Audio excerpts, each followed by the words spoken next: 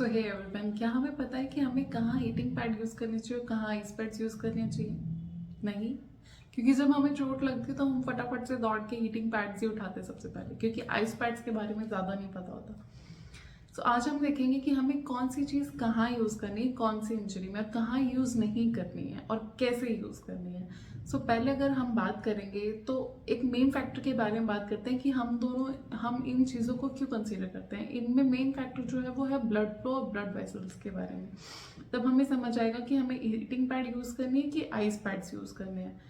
So firstly हम ice pads के बारे में बात करते हैं। तो जब हमें आइस पैड्स यूज़ करने चाहिए जब हमें एक्यूट इंजरी होती है, लाइक अगर इंटू 1 to 72 आवर्स के बीच में अगर हमें इंजरी है तो हमें वहाँ पे आइस पैड्स को यूज़ करना चाहिए। फॉर एग्जांपल स्प्रेन, हमारा पैर मुड़ा और हमने फटाफट से हीटिंग पैड यूज़ कर लिया, बट नहीं, वहाँ पे हमें आइस पैड यूज़ करने की ज़रूरत है। जहाँ की रेडिएटिंग पेन है, जहाँ की बर्निंग है, जहाँ इन्फ्लेमेशन है, जहाँ रेडनेस है, यहाँ पे हमें आइस पैड्स को यूज़ करने की ज़रूरत है, क्योंकि यहाँ हमें ब्लड फ्लो को कम करने की ज़रूरत है और उसे कंस्ट्रक्ट करने की ज़रूरत है। हमें ये देखना है कि हमें आइस पैड्स कितने टाइम के लिए यूज़ करना चाहिए। तो मिनिमम अगर हम बात करें तो हमें मिनिमम नहीं, ऑलमोस्ट हमें बात करनी चाहिए कि हम 15 से 20 मिनट तक यूज़ कर सकते हैं। बट 20 मिनट आप आइसिंग तब यूज़ करें जब बहुत ज़्यादा रेडिएटिंग पेन हो, इन्फ्लेमेशन बहुत ज़्यादा हो या फिर नमिंगनेस बहुत ज़्यादा हो, तब हमें 20 मिनट्स यूज़ करना चाहिए। और इन हर 20 मिनट्स के बीच में एटलीस्ट 40 मिनट का गैप होना चाहिए।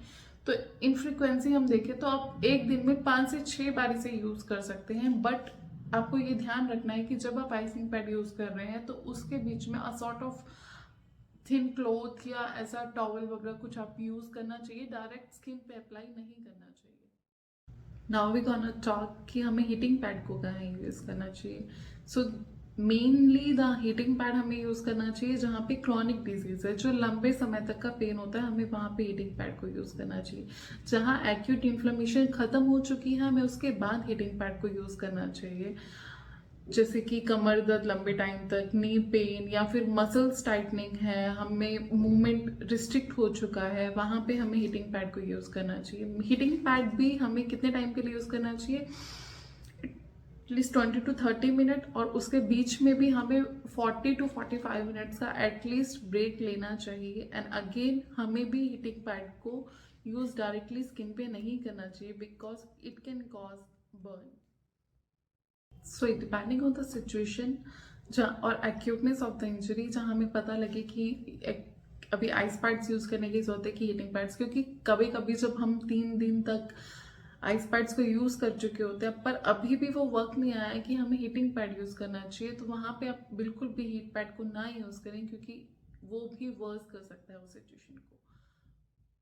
सो अभी भी इन्फ्लेमेशन है, बर्निंग है, तो हीटिंग पैड ना यूज़ करके आप पहले वेट करें उस चीज़ को। आइस यूज़ करके कुछ टाइम तक और आइस यूज़ कर सकते हैं आप। बट अगर डल एक है, अब पेन कम हो चुका है, डल है, रिस्ट्रिक्शन है मसल्स में, टाइटनिंग है मसल में, तो आप हीटिंग पैड का इस्तेमाल कर सकते हैं।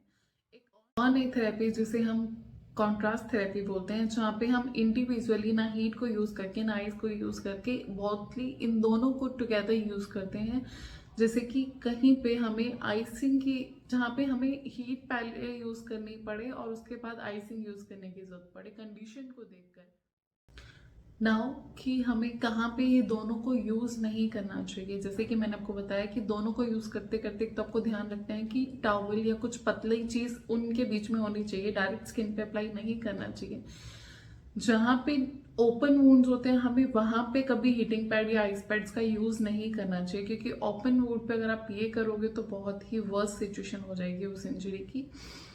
जहाँ पे न्यूरोलॉजिकल न्यूरोपैथिक डिसऑर्डर्स है, वहाँ पे हमें नहीं यूज़ करना चाहिए, क्योंकि सेंसेशन लॉस होगा तो हमें नहीं पता लगेगा कि ये फ्रोजन बाइट हो गया हमें या फिर हमें बर्न हो गया, हमें सेंसेशंस नहीं आएंगे, तो ये बहुत बुरी सिचुएशन हो सकती है। डायबिटिक कंडीशन हम तब भी अवॉइड करते हैं कि हम लॉन्ग टर्म के लिए हीटिंग पैड्स या आइस पैड्स ना यूज़ करें, वहाँ पे हम बहुत छोटे टाइम के लिए उसे यूज़ करते हैं। Thank you for watching this video.